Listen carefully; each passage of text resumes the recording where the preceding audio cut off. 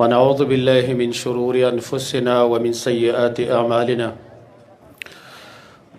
من يهده الله فلا مضل له ومن يضلل فلا هادي له وأشهد أن لا إله إلا الله وحده لا شريك له وأشهد أن محمدا عبده ورسوله أما بعد فأعوذ بالله السميع العليم من الشيطان الرجيم من همزه ونفخه ونفثه وقالوا ما هي إلا حياتنا الدنيا نموت ونحيا وما يهلكنا إلا الدهر وما لهم بذلك من علم إن هم إلا يظنون.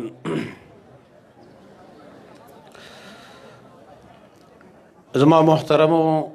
مسلمانان رونو د سحر نستاسو دلته ناسته ده او خامخا به تنګ شوي وي او بیانات کار څومره ښکلي وي او ښایسته وي خو چې کله زیات شي د انسان فطرت دا دی چې تنګېږي. داسې به اجتماعاتو کې کوم موضوع چې چاته حواله کړلی شي نو په هغې باندې که ما حقه بیان نه کېږي. د یې وجه دا چې ټیم مختصر وي او مقررین ډیر وي. خو د مولانا حزب الله محبت صاحب خبره چې دلته صرف حاضري وشي او د ملګري سړی ویني بس دا هم کافي کېږي. ملګرو ما ته ویلي چې په دې وخت کې یو فتنه ده دای متعلق تاسو لږې خبرې وکئ. خو دغه موضوع داسې یوه ګنټه نه غواړي او نه څه 2 ګنټې او 3 ګنټې غواړي بلکې دا ډېر ټیم غواړي چې هغه په یو 15 منټه کې بیانول دا خو ډېر لامحاله او دا ممکن دي. محاله ممکن دي ناممکن دي دا چې زه په هغه په 10 منټه کې یا 15 منټه کې بیان کوم. هغه فتنه دهریت ته چې نن دور کې سوشل میډیا لکه څرنګه چې دیندار طبقه خپل دین دعوت دپاره استعمالی نو دارنګې لا دینه خلک بې دینه خلک ای د خپل بې دینۍ د پرچار دپاره هم استعمالی. بعضې فتنې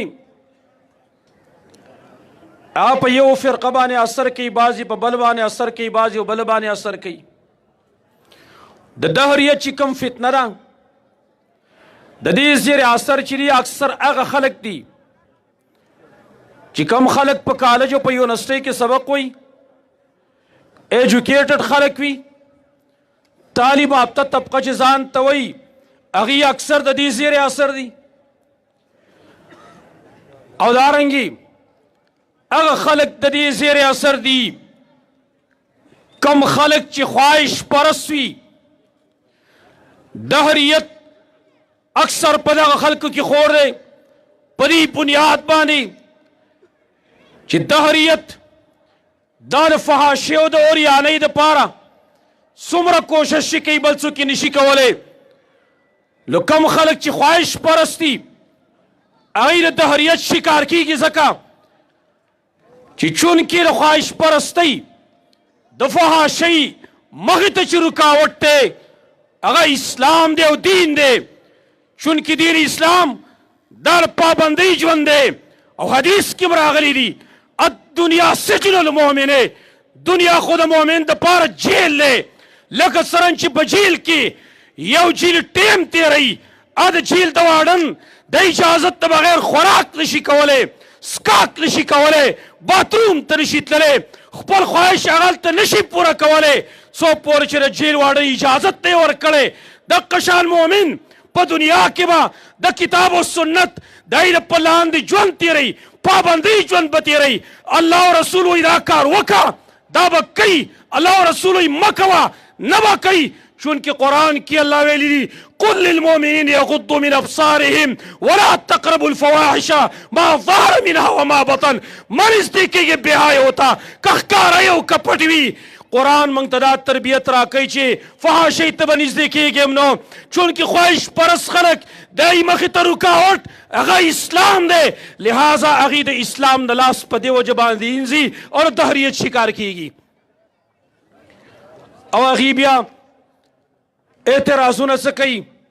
داللہ پبارکی چی کم اعتراضون دیو کئی چونکہ زان سر ملگرین پیدا کئی دبل کرو افکار دائی نظریات دائی ذہنون خرابی پباطل اعتراضون بانی خرابی نو کم خبر چی مخ کی سر پاست سور لس وکال مخ کی محمد رسول اللہ صلی اللہ علیہ وسلم کڑوا امق شانتا اگا وسوسی دا خلق کو سورارتی نبی صلی اللہ علیہ وسلم فرمائی لیو تاس کیو تنتا شیطان راشی دا وسوسد اللہ مبارک ورزی چھے هذا خلق اللہ هذا خلق اللہ فمن خلق اللہ دا خو اللہ پیدا کرے دا اللہ پیدا کرے دا شے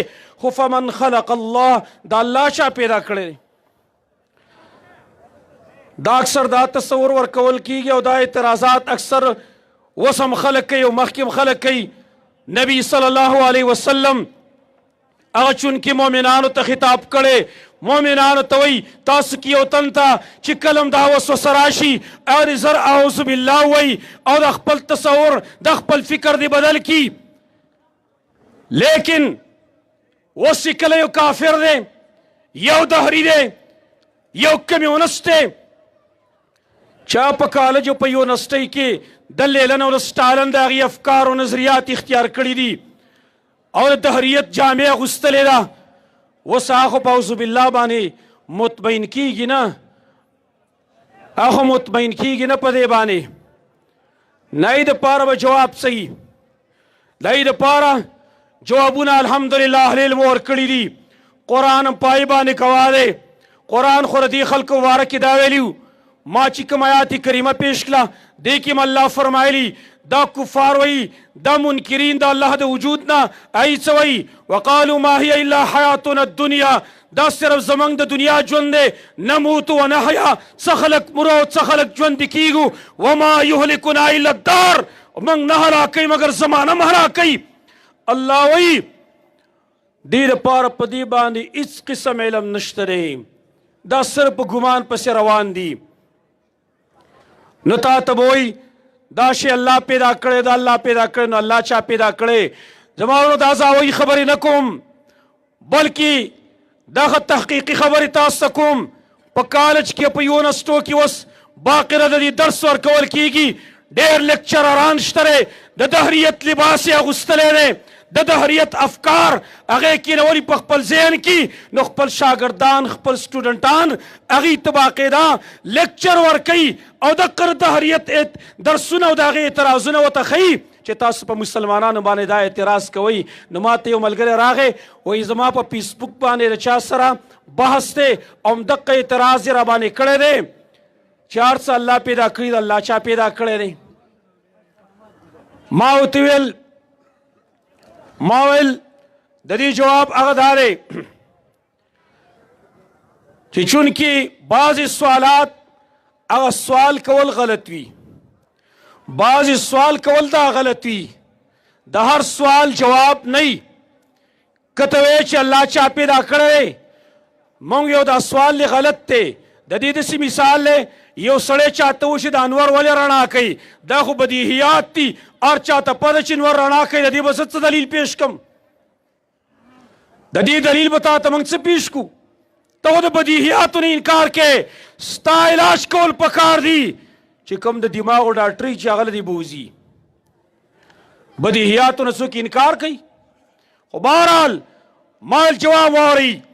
ملگری تمیویل یو در ریاضی پہ حیثیت جواب دے یو در سیلس والا پہ حیثیت جواب دے در ریاضی والا جواب دارے وہ تیوے دار سوال جواب نہیں ویتا بانی زمان اعتراض دارے تو خوخ ایجوکیٹر زانتوے تنہ پدغا بانی 10 پہ 3 بانی تقسیم کا 10 پہ 3 بانی تا تقسیم کا برابر منگ بتاتے ہوئے اچھا اللہ چاہ پیدا کرے ما ویل چې د نوح علیه السلام عمر درکړی شي ته 10 په 3 باندې برابر نشي تقسیمولی. دقه شان ته به لګیایي دقه شان ته به لګیایي نشي تقسیمولی. مال ته دا تقسیم کا اوته موږ بله جواب درکو. ملګري ویل چې کله ما ورته دا اعتراض ورکو اوسه پورې خاموش دی بیرته جواب نه یې راکړی. ساینسي لحاظ سره جواب دا دی یو اکسیجن بل هایډروجن دی دواړه متضاد ګیسونه دي لیکن چې کله یو ځای شي دی نه اوبه جوړیږي. دا ولې یو جوړیږي حالانکې متضاد اشیا دي ولې د هغې نه اوبه جوړیږي هایډروجن او اکسیجن. د دې جواب ته راکړه موږ به تاله جواب درکړو چې الله چا پیدا کړی دی. هو بل جواب دا دی کم چې مناطقه کوي او دارنګې منطقي طرز باندې کوي او دارنګې متکلمین بیا د مناطقه طرز اختیار کړی دی. اصل کې جواب متکلمین کوي چې دا خو بیا تسلسل لازمیږي که ته وایې چې الله د هغې دپاره خالق شته دی نو هغه خالق باره کې بیا بل تپوس کېدلی شي د هغې دپاره خالق څوک دی د هغې دپاره بیا بل تپوس کېدلی شي چې د هغه خالق څوک دی. دا خو لا متناهي سلسله او تسلسل خو باطل دی. دا سلسله شروع د زمانونو کالج کې دا اعتراضونه کېږي بلکې یو کس ما ته راغی ویل زموږ دلته یو لیکچرر دی ویل موږ ته ویو اوس ګوره دهریت ته اوس خلک راکاږي مخکې نه ورته لار هموارئ نو بلکل د الله د وجود د انکار د شاګردانو مخکې نه کوي بلکې هغوی ته اعتراضونه په ذهن کې وراړتئ وایي لګیا دی ویل وایي چې د الله چې کوم تقسیم کړی دی او الله چې د کوم خلک پیدا کړی دی په غلط طریقه پیدا کړي دي نعوذ بالله. باقي د کالج کې سټوډنټ ما ته راغی د کالج یو هلک ما ته راغی ما ته ویل موږ ته خپل لیکچرر دا ویل ما ویل ولې ویل چې دا ټول انسانان الله یو شان ول نه پیدا کول چې دا یو غریب پیدا کړی دا بلې مالداره پیدا کړی دا غریب ګرځي چېرته ټاټکي چلی په سور نور باندې او دارنګې د یخنۍ په موسم کې یو مالداره مزې کوي دا یو شان ول نه پیدا کول. ما ورته ویل په دې کې یو د پښتو جواب دی د پښتنو بل د قرآن جواب دی. د پښتنو جواب دا دی ښې کړي که ستا څه وس رسېږي چې ورشه منې که ده الله یو غریب پیدا کړی بل مالداره پیدا کړی ښې کړي څه زور دی رسېږي راشه زه څه زور دی چلیږي ویې چلوه ده څه طاقت دې شته دی هیڅ طاقت دې نشته هسې ټوپونه یې برناقه نه پیدا کوي ځه ستا پې څه زور دی. دا ټول مخلوقات دا د الله مملوک دي الله یې مالک دی او مالک هر قسم تصرف کولی شي په خپل ملک کې. زما خوښه ده که زه پیسې په هر ځای کې لګوم ما باندې چا اعتراض شته نو الله خالق كل شی دی الله خالق كل شی الله خالق د هر یو شي دی. نو په هغه باندې ته څنګه اعتراض کوې چې پلانی دې مالداره پیدا کړی پلانی دې غریب پیدا کړی ښې کړي ده لاس دې ښکته مازاد او لاس دې پورته مازاد څه کولی شي د الله مقابله کولی شي نه شي کولی. او د قرآن جواب دا دی قرآن دا ویلی دي چې الله وایي بعض مې د پاسه د بعضو پیدا کړي وروالی مې ورکړی یو مالداره یو غریب دا سره پاره لیتخذ بعضهم بعضا سخریه یو تفسیر په دې کې دا دی یو غریب بل مالدار الله وایي څنګه پیدا کړي چې بعضې بعضو له خادمان ونیسي بعضې بعضو له خادمان ونیسي مالدار غریب ته محتاج کړی غریب مالدار ته محتاج کړی مالدار دې لپاره غریب ته محتاج دی چې زما خدمت وکړي غریب دې لپاره محتاج دی چې ماله پیسې راکړي زه به بچو له رزق والم دا نظام دی په دې طریقه چلی. اوس هر سړی مالداره وی اوس زه مالدار یم او تاسو ټول مالدار وی او هر یو ارب پتی دی کروڑ پتی دی او زما ضرورت پیښ شو په خپله باندې زه آبادي نشم جوړولی زه دیوال نشم کولی زه کمره نشم جوړولی په خپله خو زه مصري نه یم که نه او ته مالداره یو څه خپلې په بله باندې اړولې ده خادمان ورته ته ولاړ دي او زه درشم چې یاره جي زمونږ کمره هغه غورځېدلې ده هغه دیوال لږ جوړول غواړي او راشه جوړی که زه به تاله دیاړي درکړم هسې ستاسو څه خیال دی جواب به څه میلاویږي کیدای شي که تومانچه ورسئ هم راپسې راوباسي چې ته زما د مالدارۍ ته نه ګورې زه خو ځان له د ګریډ خان یم ما ته څنګه وایې چې یاره ما له دیوال جوړ کړه زمانو نظام بغیر د دین نه چلیږي. لیتخذ بعضهم بعضا سخریا. او زه وایم خلکو ته، هغه نوجوانانو ته چې تاسو په کالج او په یونیورسټۍ کې د دهریت درسونه اورئ، موږ دا نه چې کالج یونیورسټۍ کې ګنې نصاب ده، نصاب نه دی. بعضې استادان داسې دي، بعضې کسان ایده لیلن او لسټالن دی د نظریاتو نه متاثره شوي، جو هلته شاګردانو ته په خپل درس کې په ضمن کې دا درسونه ورکوي. هغوی ته موږ دا ویو تاسو د الله د وجود د انکار وکړئ، تاسو به د الله څه وکئ؟ یو کس و، هغه ویل زموږ والد محترم الله دې وبخي، هغه ویل زما یو ډي آی جي و، هغه زما ملګری و. نو ویل هغه ویل چې زه څنګه دین طرف ته رالم؟ ویل زما د دهریت سوچ و، زه یو عالم خواله لاړم، ما ته تپوسونه وکړه، د الله د وجود نه انکار مې کاوه چې د الله د وجود څه دلیل دی؟ ویل ما ته هغه یو لنډ جواب وکړې، ما ته یې ویله چې که ته د الله وجود ومنې تا ته څه تکلیف دی؟ تا ته آخر تکلیف څه دی چې تا الله وجود ومنې؟ ویل دې خبرې زه سخت متاثره کړم. زما وړو موږ دې ته ویو تاسو څه تکلیف دی؟ یو تکلیف شته، مخکې بیان کړ. یو تکلیف شته دی چې ستا خواهش ته پوره کېږي، ستا فحاشي اوریاني ته چلیږي چې د الله د وجود نه انکار ونه کې. ته د الله د وجود نه انکار ځکه کې، خو عجیب خبره داره د الله د وجود نه خلک انکار کوي، لیکن دې ته نه ګوري چې په دنیا کې معمولي غوندې یو شی بغیر د جوړونکي نه جوړیږي نه، دومره غټ کائنات بغیر د خالق نه جوړ شو. او مشهوره یو مناظره د امام ابو حنیفه رحمت الله تعالی علیه، هغه امام ابن کثیر ذکر کړی خپل تفسیر کې، دې اوله پاره کې یا ایها الناس اعبدوا ربکم الذي خلقکم والذین من قبلکم لعلکم تتقون. د دې آیت په تفسیر کې دایمه اربع اقوال نقل کړي، د مخکنو اشاعرانو اقوال نقل کړي دي. پای کې امام ابو حنیفه رحمت الله علیه هغه مناظره ذکر کړې ده چې دهریو سره مناظره وه،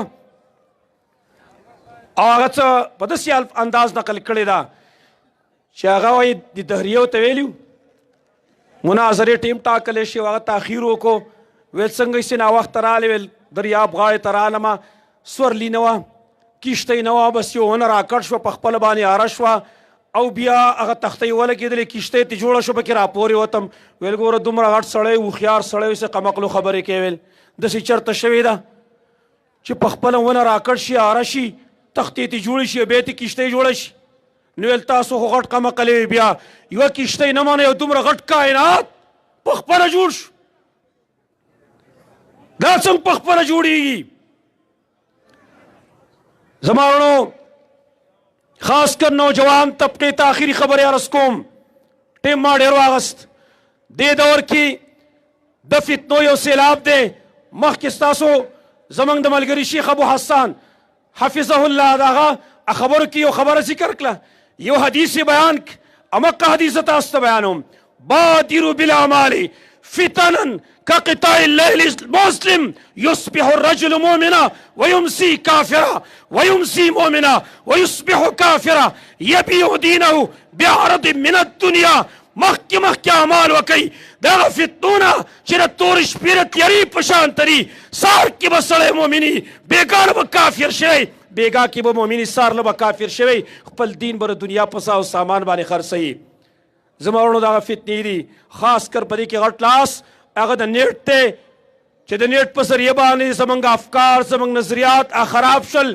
کفار دغه سازش دی چې دا نوجوان طبقه په خپل جال کې موږ پساو کړو، او هغې موږ ته رامخې ته کړي دا اشیا دي فحاشي عریاني، او د هغې پسې پرده بیا د دهریت پرچار چې مسلمانان ای خپل الله نه انکار وکړي، د خپل رسول نه انکار وکړي، د آخرت نه انکار وکړي. زه خپل نوجوانان ملګرو ته وایم بیدار اوسېږئ، بیدار اوسېږئ، هسې نه چې د کفارو د هغې د نظریاتو د افکارو چېرته شکار نشي، هغه چېرته خپل نه کوي. الله رب العالمین زموږ په زړه کې ایمان مضبوط کړي. اقول قولي هذا واستغفر الله لي ولكم ولسائر المسلمين.